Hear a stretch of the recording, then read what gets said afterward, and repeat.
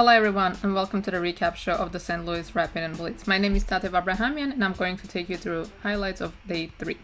So today the rapid portion of the tournament ended, but yesterday I got a comment that I shouldn't give any spoilers of what happened. So let's dive right into the games and see how day 3 went down. So yesterday Magnus Carlsen had a perfect day, winning all his games, and he continued his streak by defeating the young Alireza Firouzja. So this was a Nimzo, and Carlsen got a pretty good position. So let's start on move 16 after bishop b2. So Magnus Carlsen takes on d4, rook d8, and he just grabs a pawn. So this was a pretty one-sided game. I just want to show you the ending because it's pretty nice. So knight d3, attacking the knight, and we'll see the final position. And now we see there are two big threats in the position and the knight. And if you play something like this, which I think is so funny because you don't really see a knight getting trapped like this with so many pieces on the board, and now the knight is a gunner. So a pretty easy win for the world champion, who won 4 games in a row and continues to lead the tournament because he was leading, so a win of course guarantees that he stays in the lead. So the most epic game of the round was between Levon Aronian and Hikaru Nakamura. This game was absolutely wild, we saw so much action in this game. And again, I won't be able to really do it justice in this kind of a recap because this was too wild of a game. So in this position, I think White's move begs to be played, whether or not you've calculated if it's good. So he takes f5 because there was checkmate on h7, and d5, which is, oh my god, mind-blowing move. So Levon Aronian sacrifices a piece and he just plays perfectly for several moves, and both players actually play perfectly, and this game is just so amazing and you guys should definitely check it out at length after. So check, takes on e4, and again, it's very hard for me to just really break down the position, so there's a very obvious threat. At some point in the air, the bishop is hanging, white is down 2 pieces, but he is trying to attack the king. And here Hikaru plays an amazing move, he takes d5, which is kind of crazy because he leaves the bishop hanging, but at the same time he has these bishops covering his squares, because the last thing you want to happen is the rook lands on h3 and it's checkmate. So this happened. So now we have a position of piece versus 3 pawns. So I will just go forward. And this knight e4 was, this part was actually a mistake here by Aronian, because after check, he lost the pawn. And now we enter this endgame. And again, I'm kind of going to go through it a little bit fast because this is very hard for me to analyze in the recap video because there's just so much to this position. So the engine just keeps saying that black is doing well, black is close to winning, and big edge, but Hikaru had to play perfectly to win this game, so kudos to him. So now we're going to see how this white pawn, so just starting to move forward. So there's going to be some kind of a pawn race. And I really like this setup because the bishop is untouchable. So pushing the pawns. And unfortunately these pawns are going to get blocked because we also have a knight and the king alone can also block them. So now we see a blockade. And now we're going to see this white king enter some kind of sketchy territories, because it looks like that might be some kind of a mating net here. Even though there's a lot of squares for the king to go to, but we do have a bishop, a knight, and a rook, and this knight, it's not a knight, this knight is tied down to this pawn. So check, so again entering this kind of suspicious territory. And a really nice final move, to mention that knight b2 was a problem because of bishop c6 and now checkmate. And bishop c6 was not possible to move before because of this fork. So this was just distracting the knight away. So really amazing concept, you know, both using the pass pawn and creating a mating net to win. So I think this was an amazing game by Hikaru Nakamura. So we had two more decisive results this round. The game between Pentala Harikrishna and Jeffrey Zhang. So let's jump to move 58. So this was a really nice instructive knight endgame. We have had several instructive games in this tournament, endgames in this tournament, and actually I have seen a lot of instructive endgames in Rapid and Blitz, which is really interesting because, you know, in a faster time control, as you reach the end of the game, you have even less time. So to play high quality endgame is extremely impressive. Because by the time we reach an endgame, we're already down on time, but in a Rapid and Blitz, you're already down on time to start with, so I'm always impressed by these games. So knight d4, knight a6, and now we're going to see a domination of the knight. So the knight goes to d3, and unfortunately this knight on the corner has to go to stop the pawn, and it's not going to survive for too long. King e5, shouldering the king. And king b7 is going to be played, and the knight is trapped. So something like this does not help,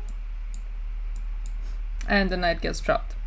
So I thought this was really nice by Pentala Harikrishna. And our final decisive game of the round was between Alexander Grischuk and Levon Dominguez. And this was a pawn end game, and again, just goes to show how difficult endgames are, and as I mentioned, by the time you get to an endgame you have so little time and it's so easy to make mistake even by a stronger player.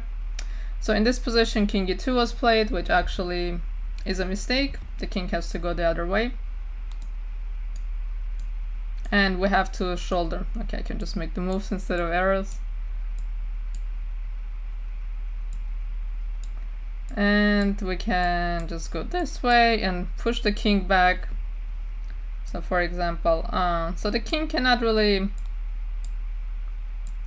get too adventurous because we'll just force it back. So there's no avoiding the inevitable. So for example, just to show you how this game would transpire, something like this, and f4, and we're just gonna win this pawn. So instead he went king e2, which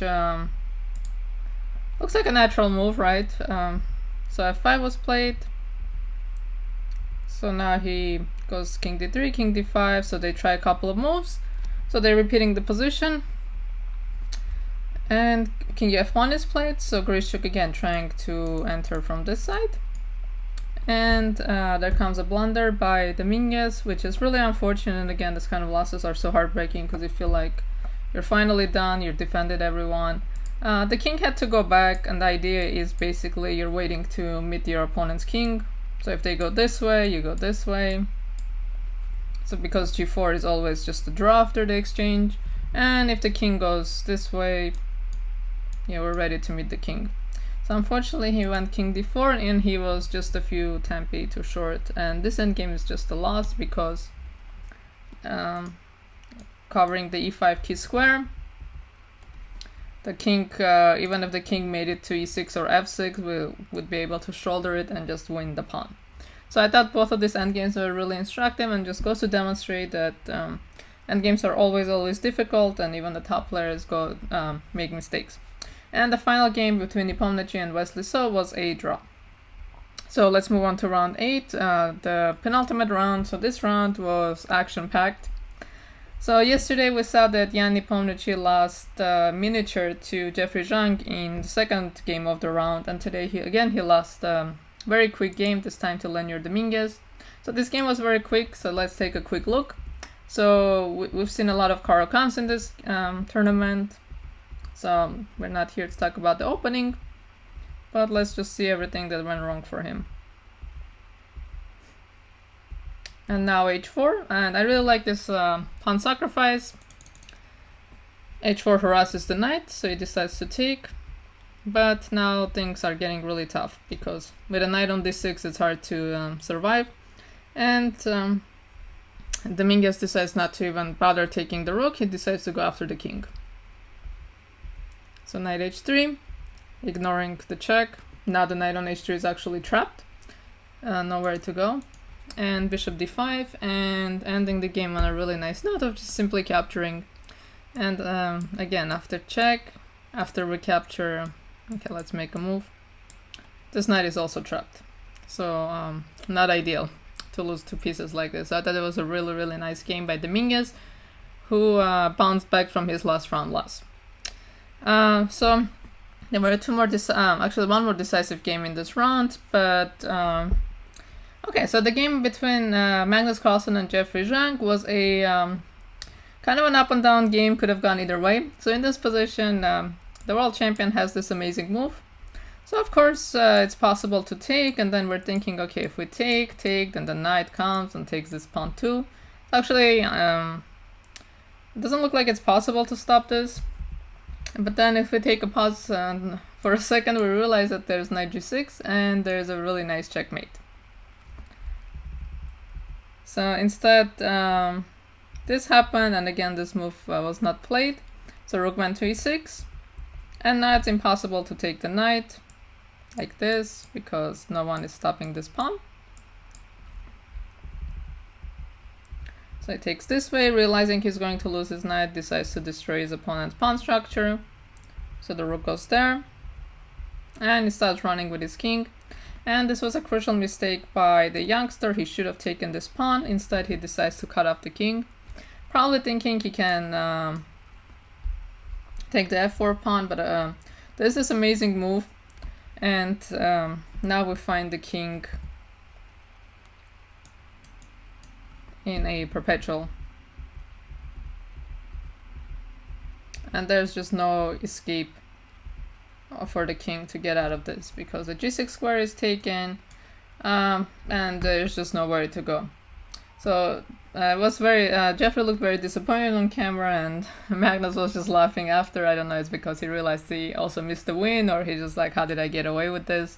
But this gave room for his close rival Wesley So to get closer by his win over Levon Aronian. So let's take a look at that game.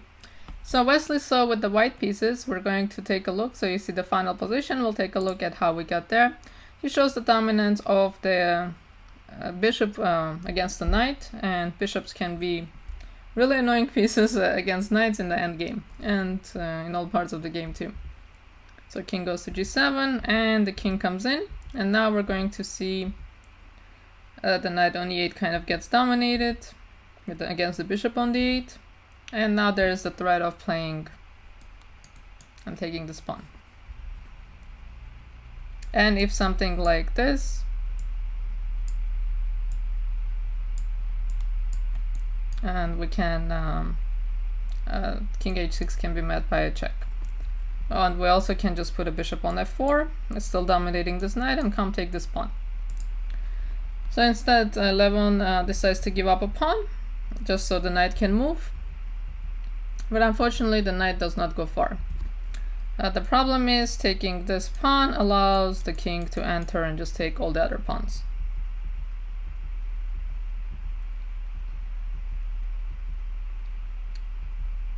So this is looking pretty hopeless. Check and f4. And again, I really like how he's playing because f3 pawn was hanging and g6 pawn is his. So there's no rush to taking it. So now we take the pawn. And now we're going to see how this knight, and this is very annoying. Just remember this kind of a setup of a knight on the edge and a bishop like this, completely dominating the knight. And actually here he resigned because the pawn is just going to queen and there's not much to do.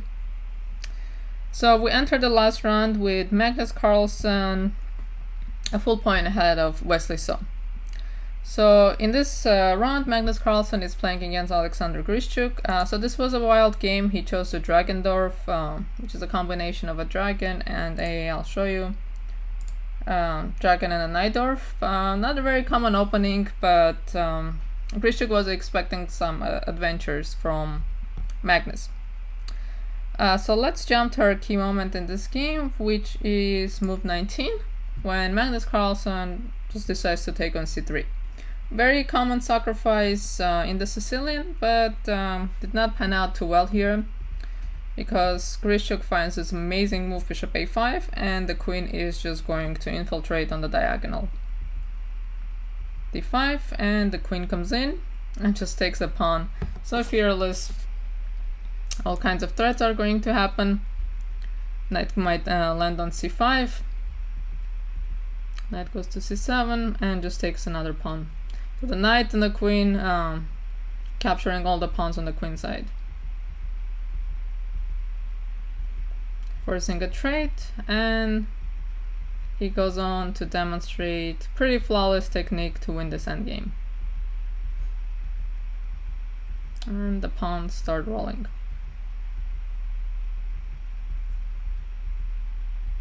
So he was very low on time, Grischuk that is, and which is pretty common for him if you ever followed his games. He always gets low on time, but his play was just perfect. And here Magnus Carlsen decides to resign because this pawn is just not going to live for too long. And by too long I mean for another move. So once we take this pawn, there's not enough counterplay, and very likely this pawn will also gonna fall, so there's just way too much material. So now this gives the opportunity for Wesley So to catch him, and once I click on this, you are going to know whether that happened or not. So Wesley So did manage to win his game against Pentala Harikrishna and actually leapfrogged Wesley So. He leapfrogged Magnus Carlsen, so Wesley So is now winning is leading the tournament. He won the rapid portion, so congratulations to him on a phenomenal performance. So let's take a look at this game. This was another great endgame of knight versus knight, so we're seeing a lot of knight endgames here. Let's jump to the position where this trade happens, and we see how this king compared to this king, this knight is too far away from action, so the king starts to come in.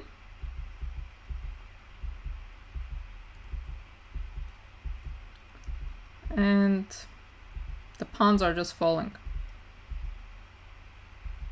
And the problem is, black is playing with 2 pieces and white is playing with 1.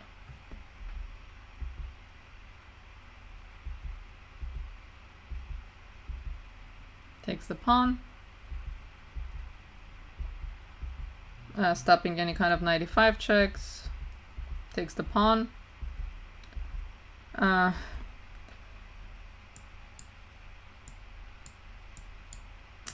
Losing endgame. So that's a pretty funny way of defending the pawn, like defending it tactically. So instead h4 is played, h5 is played, so the knight comes in, and again just entering a losing endgame. So instead king a3, but now the king comes in. So giving up the pawn. f4, another amazing move. And just taking everyone. And these pawns are just unstoppable, just too many of them. A knight alone doesn't do well with too many pawns, can barely even stop one pawn. So really great technique by Wesley So. So again, congratulations to him for winning the rapid portion and leading the tournament. So tomorrow is going to be the first day of Blitz, so there's going to be 9 rounds of Blitz, so it's going to be action-packed. So in the rapid portion, the wins were worth 2 points, and in the Blitz portion, they're worth 1 point. So this was twice as much, because there's only 9 rapid games and 18 Blitz games. So tomorrow, anything can happen with 9 games. All it takes is one bad day for everything to go wrong, or one good day for everything to go right. So make sure you're checking out US Chess Champs to take a deeper look at the games we just went over, and make sure you're tuning in tomorrow on Saint Louis's YouTube channel or on US Chess Champs to check out day 1 of Blitz. Thanks guys for checking this out, and see you tomorrow.